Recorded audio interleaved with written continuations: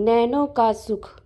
आज सीमा अपना मोबाइल अपनी सास के कमरे में भूल आई थी और सब्जी खरीदने बाहर निकल गई थी। पहले तो उन्होंने बहू को पुकारा, पर जब कोई उत्तर नहीं मिला तो उत्सुकतावश वह मोबाइल खोलकर देखने लगी। मयंक और सीमा दोनों बच्चों के साथ एक हफ्ते के लिए भूटान गए थे। कल ही तो लौटकर आए थे। वह वहाँ का हाल चाल जानने और सब फोटोग्राफ्स देखने के लिए बहुत उत्सुक थी। कल तो इन लोगों की थकावट का ख्याल रखने पर वह कुछ नहीं बोली, पर सुबह से वह व्याकुल होकर 2-3 बार अपनी पोती के आगे गिड़गिड़ा चुकी थी। अरे सावी, तुम लोग भूटान में कहाँ कहाँ घूमे फिरे, सब बताओ ना। और तुम लोगों ने फ़ोटो वगैरह भी तो क्लिक की होंगी, दिखाओ ना।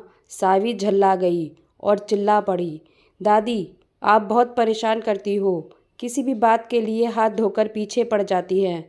अभी मूड नहीं है, वैसे भी आप वह फ़ोटोग्राफ्स को देखकर क्या करोगी। सावी के तेवर देख वह बेचारी सहम गई और चुप हो गई, और जब मोबाइल हाथ लगा तो मोह का संवरण नहीं कर पाई और बहुत खुश होकर तस्वीर देखने लगी थी। एक चट्टान पर बेटे बहू की फ़ोटो देख निहाल होकर उनके मुंह से बरबस ही निकल गया, वाह कैसी राम सीता जैसी जोड़ी है, भगवान बुरी नज़र से बचाए।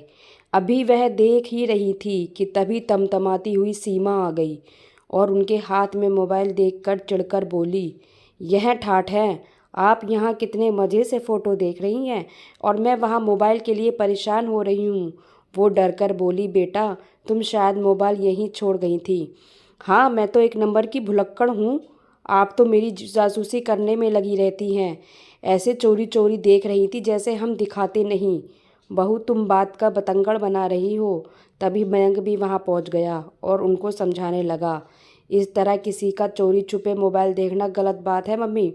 वह आंखों में आंसू भरकर बोली, सॉरी बेटा, वैसे मैं किसी गैर का नहीं अपनी बहू का मोबाइल देख रही थी। हम लोग कभी अपनी सीमित आय में घूमने नहीं गए और तुम लोग कहीं जाते हो तो तुम्हारी फ़ोटो देखकर नयन सुख पा लेती हूँ। बस वह इतना बोलकर तेज़ी से दूसरे कमरे में चली गई और सभी लोग लज्जित से खड़े देखते रह गए। तो फ्रेंड्स, ये कहानी आपको कैसी लगी कमेंट्स बॉक्स में ज़रूर बताइएगा। कहानी को लाइक व शेयर ज़रूर कीजिएगा और चैनल पे नए हैं तो सब्सक्राइब कीजिएगा। कहानी सुनने के लिए धन्यवाद।